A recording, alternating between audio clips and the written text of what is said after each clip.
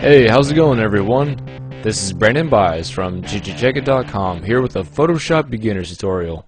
Today we're going over a tutorial from a user named Super Mr. Metallica, and he gave us a link to an image that he wanted to have us recreate, and that image looks like this. And it's kind of small, but if you zoom in a little bit you can still get a good idea of what it looks like. It's actually pretty sweet. And when Eli and I put our heads together to try and recreate it, we actually made something that looked very similar, but all around way more awesome. And what we came up with turned out like this. And so, as you can see, we decided to call this an afterglow effect. So anyway, let's get right into this. Go ahead and start up your new document. I'm going to stick with the usual 1280 by 720. You can do whatever the heck you feel like doing. And we'll hit OK. I'm just going to go ahead and name this layer BG by double clicking on the name. And then with this layer selected, I'm going to hit Shift Backspace to bring up this fill dialog.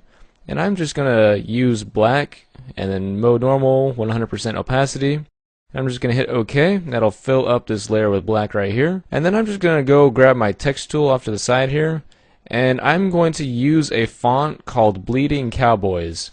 And the font Bleeding Cowboys can be found at 1001 Free Fonts. If you're looking for any kind of free font, I highly suggest going to that website because they have tons and tons of free fonts and they're usually pretty awesome.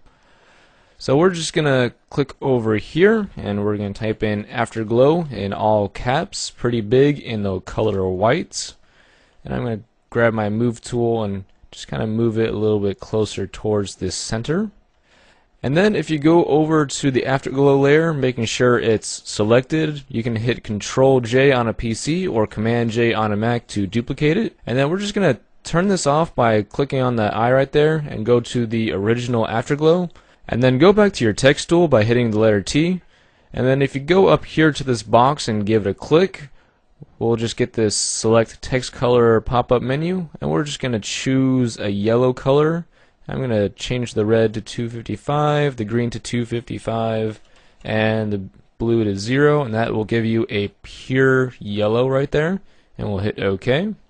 And we're going to select these two layers by control clicking the BG, so that way we have two layers selected. And then we're going to merge them together by hitting Control E or Command E if you're on a Mac. So with these two layers merged together, we're just going to duplicate them with Control J or Command J. And then all we're going to do is make sure this is selected and go up to Filter, Stylize, Wind. And as soon as your window pops up, we're just going to make sure the method is set to wind and the direction is from the right. And we're going to hit OK. And you can see that it made a little bit of that wind effect. But I'm going to repeat that effect by hitting Control F or Command F. And I want these to be even longer, so I'll hit Control F again. And that's a pretty good distance right there. So that was 3 wind filters applied to this. So we're just going to do the same thing going the opposite direction now. So we'll just go to Filter, Stylize, Wind. And then we're just going to change the direction to from the left. And we'll hit OK. And then we'll hit Control F and then Control F again. And now we've got wind going to the left and right of our yellow Afterglow layer. So we're just going to go ahead and turn this off and go to our original Afterglow. And then we're going to go to Image, Image Rotation, and 90 degrees clockwise. And that's just going to turn the entire canvas 90 degrees clockwise. That way we can go back to our Filter, Stylize, Wind. And we'll just do it from the right to start off with. And now we can get the other directions going here for the Afterglow. So now we're going to go back to the wind and go to the other direction and then Control F twice and we're looking pretty good. So we're just going to go ahead and turn this back around by going to Image, Image Rotation, 90 degrees counterclockwise, and now everything should be right side up. And if you go to your Afterglow copy and turn it back on by clicking the eye right there, we're going to change the blend mode to screen. And that way all the blacks of this layer are going to show through and you'll be able to see everything that's below it. So we're actually going to merge these together like we did before with the text and the black layer by control clicking this layer right here, and then we're going to merge them together by hitting Control E on a PC or Command E on a Mac.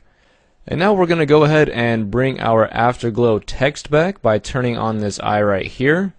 And I want to go ahead and give it an inner shadow. So I'm just going to go down to this effects icon right here, give it a click, and go to inner shadow.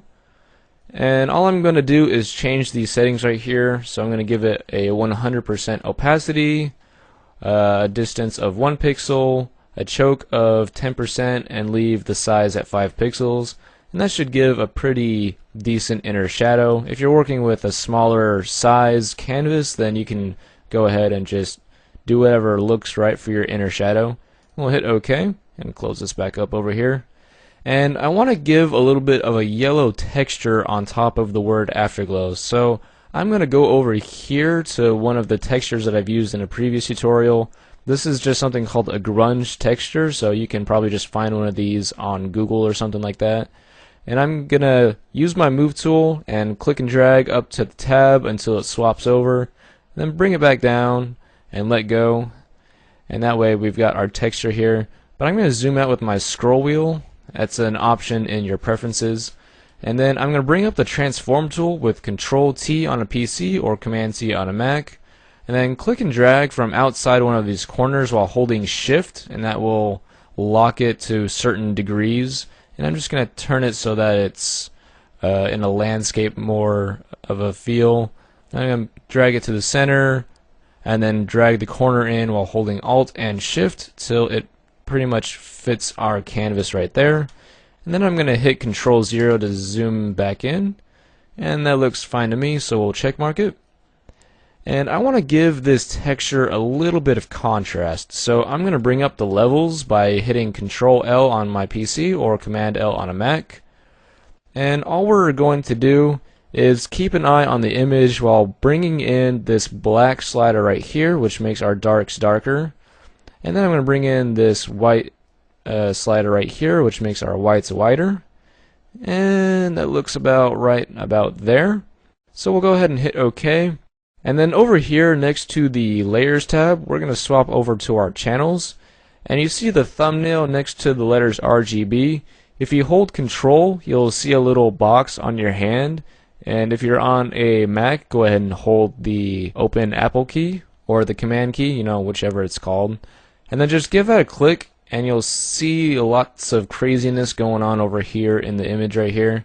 And that's okay, that's what we want to happen. We'll just swap back over to our Layers tab, go ahead and delete the texture right there. And then down here in the bottom right hand corner, we're going to click this Create a New Layer icon. And I'll make a new layer. And I'm just going to name this texture real fast. Texture. And then I'm going to bring up that fill dialog again by hitting Shift Backspace, and we're going to use white instead. Make sure it's mode normal, opacity 100%, and we'll just hit OK. That will fill everything that you see moving with white. And then we're going to deselect by hitting Control D on a PC or Command D on a Mac. And now you can pretty much see we've got a bunch of white texture going on over here. But actually what we need to do to get that yellow coloring to it is go down to the effects icon and go to the color overlay, and we're just going to go ahead and click this red box right here and type in number 255, because 255 red and 255 green with no blue is a pure yellow. And we'll hit OK and hit OK again, and then close that up right there. And if you hold your mouse between the texture layer and the Afterglow copy, and you hold the Alt key on your PC, or I believe it's Option on your Mac, you'll see this little icon appear, and if you give that a click, you'll see this little arrow next to the texture thumbnail, and then over here you see it kind of masked itself to stay within the word Afterglow. And that's all we really want to do, and the next thing we want to take care of is go ahead and add in the background. So I'm going to go ahead and grab this diamond plate JPEG right here. And to get this, all you have to do is go into Google, type in diamond plate, and voila, you got diamond plate textures. So I'm just going to click and drag this up to my tab, bring it back down. and I don't want it there, I want it in the bottom, so I'm just going to click and drag and name this diamond plate. And as you can see, we've kind of got the afterglows black kind of in the way, so we can't actually see the diamond plate. So we're actually gonna go to this layer and set the blend mode to screen right there. And that will actually let all the blacks be kind of see-through and all that good stuff, so we can actually see our lovely diamond plate texture. But this seems a little bit off-center, so I'm gonna go ahead and select the entire canvas by hitting Control A or Command A. And then if you have your move tool out, you can see that there's a bunch of icons up here. So we'll just click this icon right there and this icon right here, and that will align the diamond plate to vertically and horizontally centered. And yeah, so that's just fancy talk to say that it centered the diamond plate texture perfectly. And we'll just hit Control D to deselect, or Command D if you're on a Mac. And I kind of feel like putting on a vignette, so I'm going to go up to the texture right here and create a new layer above it. We're just going to call this, we're just going to rename this Vin for vignette. And I'm going to go to my brush tool by hitting the letter B. And I feel like going to my vignettes down here. I know I promised that I would give you guys these vignettes, but I kind of forgot. I'll be sure to get these to you very shortly. So I'll give that a click. And there we go. That's all there is to it. So I hope you guys were able to follow along pretty well. I tried to explain everything step by step as clearly as I possibly could. And I want to give a thank you to everybody that sends in requests. You guys keep us going all the time, giving us new ideas, and they're really helpful. But I just want you guys to know that I am not exactly a master of Photoshop, so I can't do every single thing that you send me, but I will give it my best shot. So thanks again for sending in requests. Be sure to send us a message to send us even more, and we'll definitely do our best to make it into some kind of tutorial for you. So with all that said, we'll see you next time.